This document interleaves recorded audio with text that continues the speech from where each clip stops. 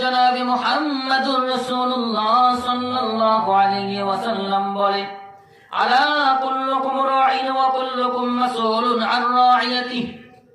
আমার হাবিব বলেন, শুনে রেখো, তোমাদের প্রত্যেকেই দায়িত্বশীল। তোমাদের প্রত্যেকেই দায়িত্বশীল, অর্থাৎ তোমরা প্রত্যেকেই দায়িত্বশীল।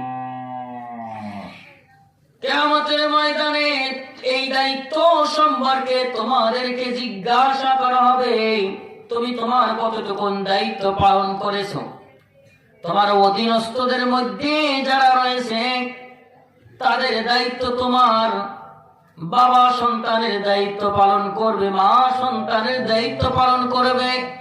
যদি তারা দায়িত্বে অবহেলা করে, কিয়ামতের ময়দানে কাঠগড়ায় দাঁড়ানোর পরে মালিক জিজ্ঞেস করবে, কেন দায়িত্ব পালন করে নাই? কোনো উত্তর থাকবে না।